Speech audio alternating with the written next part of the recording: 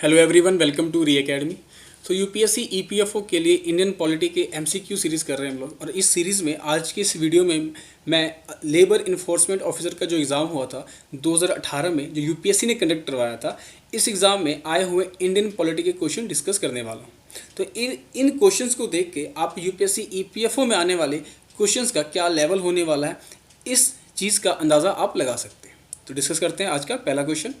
पहला क्वेश्चन कह रहा है, Which one of the following statements about the National Population Register NPR is not correct? अब NPR क्या है, CAA क्या था, आप सब इस दोनों ही शब्दों से वाकिफ़ हैं क्योंकि काफ़ी पिछले 2 सालों से प्रोटेस्ट चल रहे हैं।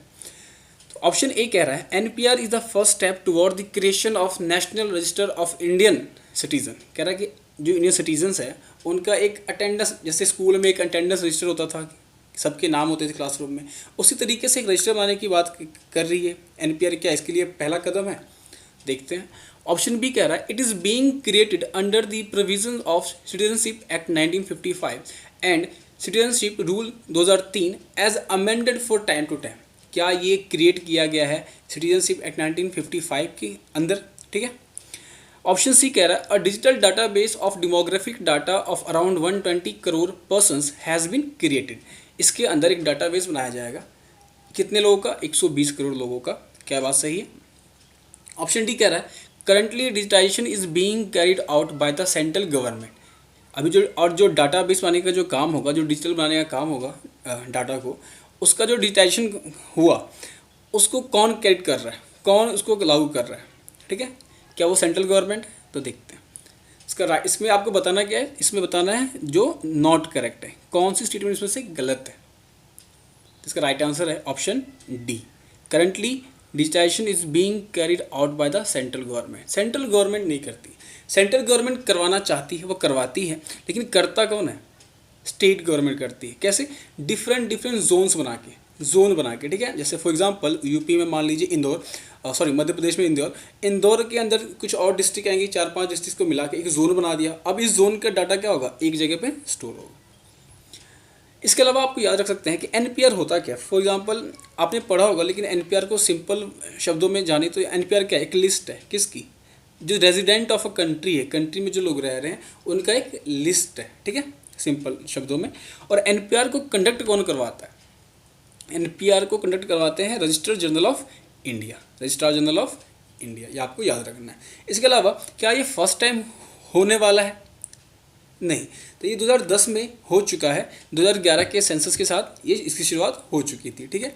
इसके अलावा आपको याद रखना है कि जो एनपीआर जो होगा अभी नया जो होगा वो 2021 के सेंसस के साथ होगा। ठीक है। तो इतने पॉइंट्स आप याद रखिए, काफ़ी है ये। इसके अलावा नेक्स्ट क्वेश्चन देखते हैं। नेक्स्ट क्वेश्चन कह रहा है currently the government of India had conducted the socio-economic and caste census all over the country. Which one of the following agencies had rendered complete logistic and technical support to this exercise? जो socio-economic and caste census जो हुआ country में, उसको कौन support करता है logistically और technically? तो यहाँ पे सेंसस की बात हो रही है। मैंने पीछे भी बताया कि सेंसस का काम कौन करता है? रजिस्ट्रार जनरल ऑफ इंडिया करता है। तो यहाँ पे भी सेम आंसर है इसका, चाहे सेंसस कोई भी हो। इसका राइट आंसर क्या होने वाला है? Registrar general of and census commissioner. ठीक है। नेक्स्ट क्वेश्चन देखते हैं। इसके अलावा आपको याद रखना है कि ये मिनिस्ट्री ऑफ, आप याद रख सकते हैं कि जो रजिस्ट्रार जनरल जो है वो मिनिस्ट्री ऑफ होम अफेयर्स के अंदर आता है। ठीक है। इसका काम क्या है? इसका काम है अरेंज करना, कंडक्ट करवाना और एनालाइज करना। जो भी डेमोग्राफिक डाटा जो है, जो सर्वे करते हैं, उन डाटा को अरेंज करना, कंडक्ट करवाना सर्वे को और एनालाइज करना। ठीक है। और ये जो हुआ था ये फर्स्ट पेपरलेस सेंसस था जो कि इलेक्ट्रॉनिकली हुआ था। ठीक है। ये भी आपको याद रखना है, मनमोहन सिंह गवर्नमेंट के टाइम में बनाया गया था इसको। क्वेश्चन 3 कह रहा है under the provision of following grounds the constitution of India authorise the legislature to make laws providing for preventive detention. Preventive detention क्या होता है आप सबको पता है। तरीके के डिटेंशन होते हैं, एक होता है पुनिटिव डिटेंशन, एक होता है प्रिवेंटिव डिटेंशन। पुनिटिव डिटेंशन में क्या होता है? जब पर्सन क्राइम कर लेता है फिर क्या होता है? फिर लीगली उसे अरेस्ट किया जाता है, जो प्रोसीजर होता है कोर्ट का वो होता है। प्रिवेंटिव में क्या होता है कि पर्सन के क्राइम करने से पहले ही उसे अरेस्ट किया जाता है। फॉर एग्जाम्पल जैसे कि पर्सन कोई क्राइम करने वाला था, अगर ये शक लगे पुलिस को या स्टेट को, तो वो स्टेट क्या करेगी? वो पहले ही उस पर्सन को अरेस्ट कर लेगी। ठीक है। तो ये जो पुनिटिव डिटेंशन होता है ये किस ग्राउंड पे होता है, ठीक है, तो ये आपको यहाँ पे बताना है। क्या सिक्योरिटी ऑफ स्टेट के ग्राउंड पे होता है? Option 2 maintenance of public order के लिए होता है। Option 3 maintenance of supplies and services essential to the community, इसके लिए होता है। या option 4 maintenance of public health and morality. इसका राइट आंसर आपको बताना है। क्या 2 और 3, या 1, 2 एंड 3 ओनली, या 1 एंड 4 ओनली, या 1, 2 एंड 3, 4? इसका राइट आंसर बताना है आपको। इसका राइट आंसर है option B 1, 2 and 3। 1, 2 and 3 only. आपको याद हो तो जो ऑप्शन 4 है maintenance of public health and morality, ये फ्रीडम ऑफ मूवमेंट के अंदर है, आर्टिकल 19D के अंदर, ठीक है। फ्रीडम ऑफ मूवमेंट के अंदर फॉर एग्जांपल अभी कोरोना के केस में भी आप लगा सकते हैं कि जो पब्लिक हेल्थ एंड मोरालिटी के बेस पे जो रिस्ट्रिक्शन लगाई जाती है वो किस लिए लगाई जाती है? अभी जो कोरोना के कारण जो लॉकडाउन लगे हैं, लोगों का घर से निकलना मना है, ये किस लिए, जो आपके फ्रीडम ऑफ मूवमेंट को जो रोका गया, रिस्ट्रिक्ट किया गया, ये किस लिए किया गया? ताकि पब्लिक हेल्थ और मोरालिटी के लिए, बाकी आपकी वजह से और किसी की हेल्थ ना खराब हो जाए, ठीक है। नेक्स्ट क्वेश्चन देखते हैं, question number 4। A money bill contains provisions for which of the following matter. इस क्वेश्चन को करने से पहले मैं आपको एक बात बताना चाहता हूँ कि जो मनी बिल का क्वेश्चन है ये 2015 के एग्जाम में भी आया हुआ है, ठीक, ये 2018 के एग्जाम में भी आया हुआ है, आप जैसा कि आप देख रहे हैं, और 2017 में जो EPFO का एग्जाम हुआ था उसमें भी मनी बिल का क्वेश्चन था। तो लगातार तीनों साल मनी बिल से क्वेश्चन आए हुए हैं, ठीक है। तो मनी बिल वाला चैप्टर आपको अच्छे से पढ़ के जाना है ताकि अगली बार भी ना पूछा जाए, और अगर पूछा जाए तो आप गलत ना करके आओ, ठीक है। तो मनी बिल के बारे में पूछ रहा है कौन सा सही है, करेक्ट स्टेटमेंट पूछ रहा है। फर्स्ट स्टेटमेंट कह रहा है the imposition, abolition, remission and alteration और रेगुलेशन ऑफ एनी टैक्स, किसी भी तरह के टैक्स की बात की गई है तो वो मनी बिल है। नेक्स्ट स्टेटमेंट कह रहा है the regulation of borrowing of money by the government, जो गवर्नमेंट बोरो करती है मनी कहीं से, क्या वो मनी बिल के अंदर आएगा? ऑप्शन सी कह रहा है the custody of consolidated fund और the contingency fund of India, जो दो फंड है गवर्नमेंट ऑफ इंडिया के, उसका जो कस्टडी है, उसका जो रख रखाव करता है, क्या वो मनी बिल के अंदर आएगा? ऑप्शन 4 कह रहा है the imposition of fines and other pecuniary penalties, जो फाइन और पेनल्टीज है, क्या वो मनी बिल में आते हैं? तो इसका राइट आंसर आपको बताना है 1, 2 एंड 3, 4, या 2 और 4 ओनली, 1 और 4 ओनली, 1, 2 एंड 3 ओनली। तो इसका राइट आंसर है 1, 2 and 3 only, option D. Option 4 नहीं होता है। सेम क्वेश्चन, ये जो ऑप्शन 4 है, सेम क्वेश्चन UPSC EPFO के एग्ज़ाम में पूछा गया था कि कौन सा स्टेटमेंट मनी बिल के अंदर नहीं आता है, तो यही स्टेटमेंट था उसमें भी कि फाइन, पेनल्टीज़, इस तरीके की चीज़ें मनी बिल नहीं होती है, ठीक है। बाकी तीनों स्टेटमेंट क्या है, सही है। जो imposition of abolition, remission, alteration of regulation of any tax, किसी भी तरह का टैक्स के बारे में अगर है, खास करके आप याद रखना कि टैक्स तो सही है लेकिन लोकल लेवल पे, जो लोकल बॉडीज़ के लेवल पे होता है वो टैक्स, वो मनी बिल में नहीं आता है, ठीक है। सेकंड ऑप्शन भी सही है, the regulation and borrowing of money by the government, ठीक है। इसके अलावा थर्ड स्टेटमेंट भी सही है, the custody of consolidated fund of India. एक और पॉइंट आपको याद रख सकते हैं कि जो रिसिप्ट ऑफ मनी बैंक है, receipt of money bank in public account and consolidated fund, यहाँ पे आप लिख सकते हैं कंसोलिडेटेड फंड, कंटिजेंसी फंड, या एक पब्लिक अकाउंट का क्लॉज भी आप साथ में याद ऐड कर सकते हैं। तो तीनों ही केस में क्या है, वो मनी बिल होते हैं। मनी बिल कौन से आर्टिकल में आता है, तो आर्टिकल 110 में आता है। इसे इंट्रोड्यूस कहाँ कर सकते हैं, राज्यसभा में कर सकते हैं, तो नहीं, इसे सिर्फ लोकसभा में इंट्रोड्यूस कर सकते हैं। फाइनल डिसीजन किनका होता है, फाइनल डिसीजन होता है स्पीकर ऑफ लोकसभा का। तो इतना पॉइंट आपको याद रखना है। नेक्स्ट क्वेश्चन देखते हैं, under which one of the following amendments to the constitution of India the age of exercise franchise was reduced from 21 years to 18 years, ठीक है। पहले क्या था, पहले वोट देने का, फ्रेंचाइजी मतलब वोटिंग पावर, जो वोटिंग पावर थी वो 21 ईयर ओल्ड के लोगों को ही थी, इसको घटा के 18 ईयर्स ओल्ड कर दिया गया। आज क्या, अब क्या है कि जो 18 और 18 से ऊपर के लोग हैं वो वोट कर सकते हैं। तो ये जो चेंज किया गया, जो अमेंडमेंट किया गया, ये कौन से अमेंडमेंट से हुआ? Option A 42nd amendment, option B 44th amendment, option C 61st amendment, या ऑप्शन डी 72nd अमेंडमेंट। तो काफ़ी सिंपल क्वेश्चन है, काफ़ी इजी क्वेश्चन भी है, जनरली सबको इसका आंसर पता होगा। Option C is the right answer. 61st amendment जो हुआ था उसके द्वारा वोटिंग एज को 21 साल से घटाकर 18 साल कर दिया। और ये जो अमेंडमेंट हुआ था ये हुआ था 1988 में। एक ये पॉइंट भी आपको याद रखना है। नेक्स्ट क्वेश्चन देखते हैं। नेक्स्ट क्वेश्चन कह रहा है which of one of the following articles of the constitution of India states that state shall make provisions for securing just and human conditions of work and maternity relief. इस तरीके का same question EPFO के exam में भी आया हुआ है। Same question आपको इस तरीके के जो भी जर्नल आपको क्या करना है, जो भी लॉज फंडामेंटल राइट के हो या डीपीएसपी के हो, जो भी एक्ट हो, वो एक्ट को कंपेयर करना है, वो एक्ट को कनेक्ट करना है। अगर वो किसी भी लेबर लॉ से कनेक्ट हो रहा है तो वो आर्टिकल आपके लिए काफ़ी इंपॉर्टेंट है। जैसे कि अभी यहाँ पे सारे के सारे आर्टिकल 40 को छोड़ के एक तरीके से 41, 42, 43 ये आपके एग्ज़ाम के लिए इम्पॉर्टेंट है।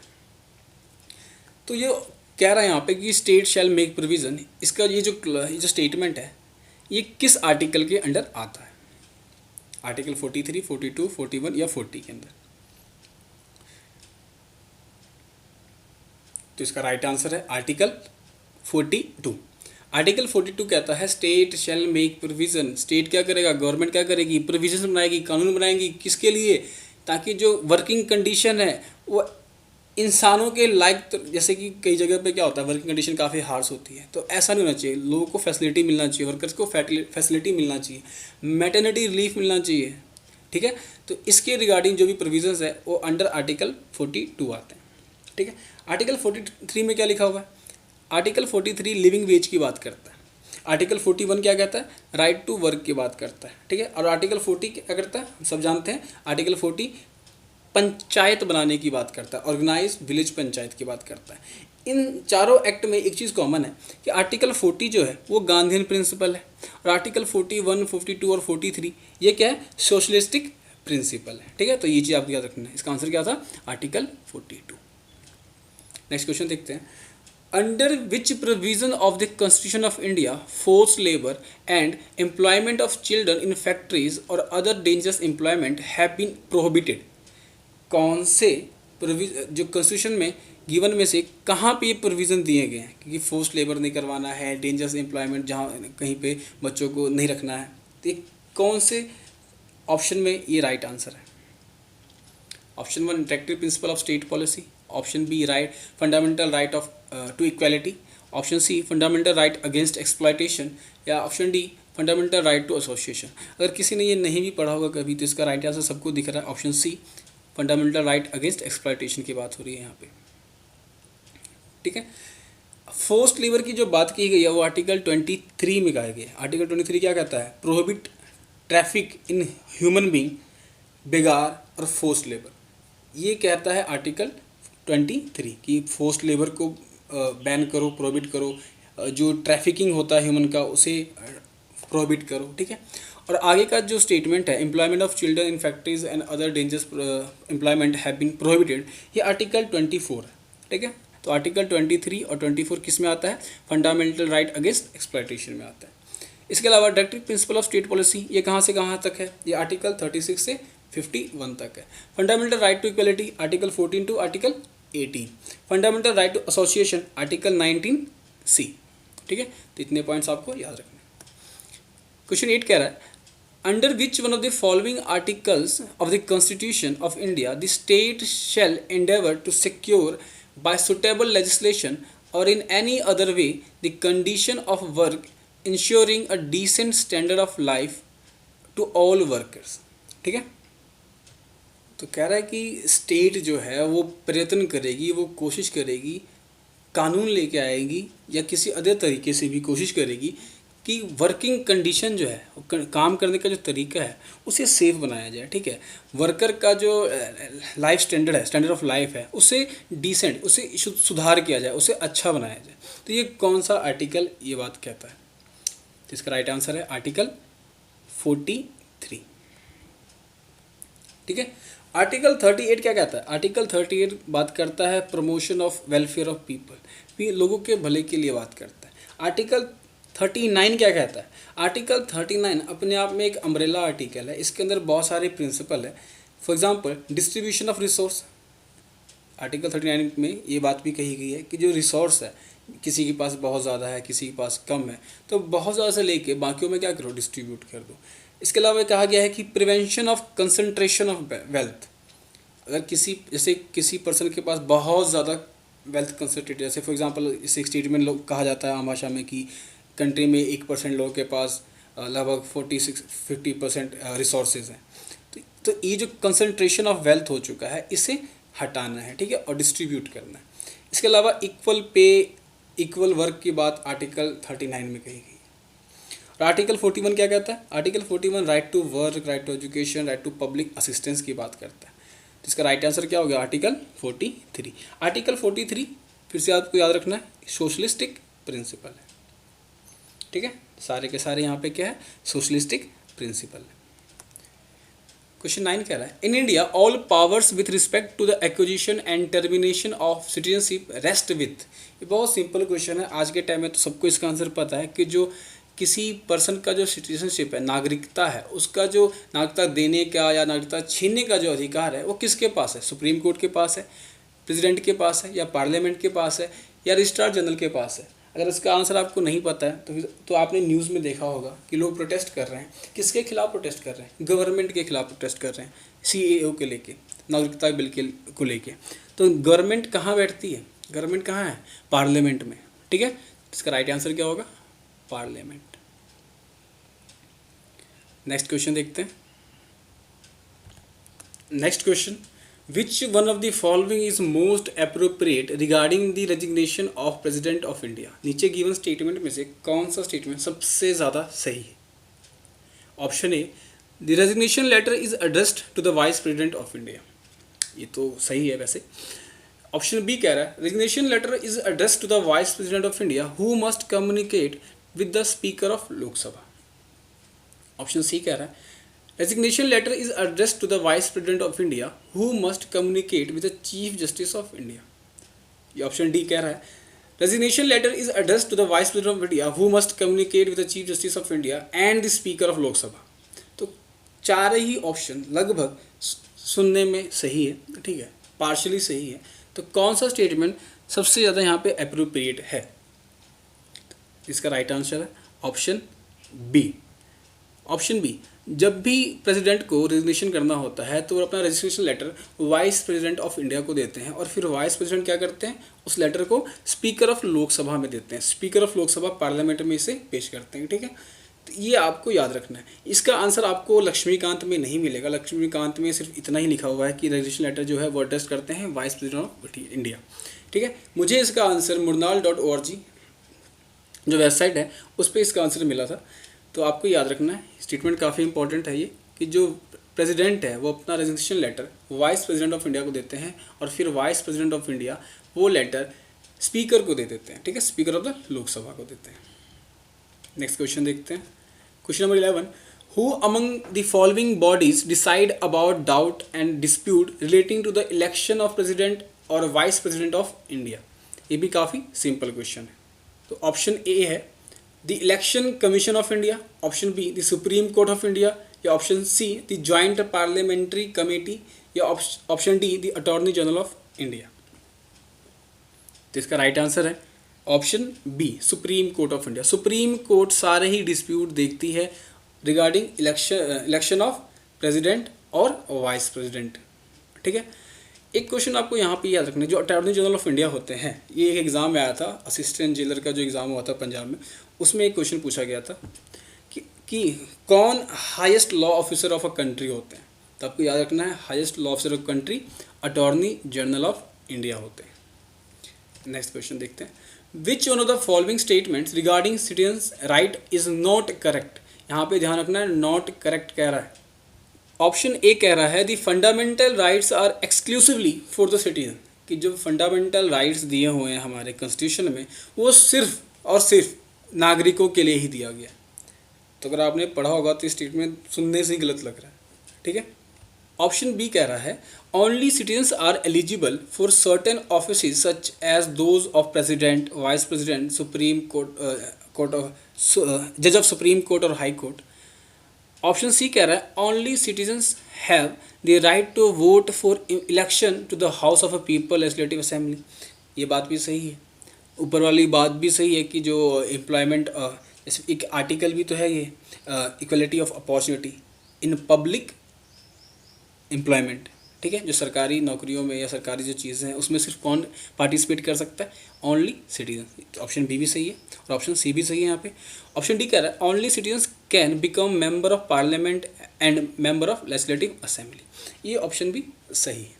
तो यहाँ पे राइट आंसर क्या होता है, मतलब कि कौन सी स्टेटमेंट गलत है ये पूछ रहा था, तो ऑप्शन ए ही गलत है, क्योंकि फंडामेंटल राइट्स जो है वो फॉरेनर्स को भी दिया है, वो जो एलियन सिटीजन्स होते हैं उनको भी दिया गया है, ठीक है।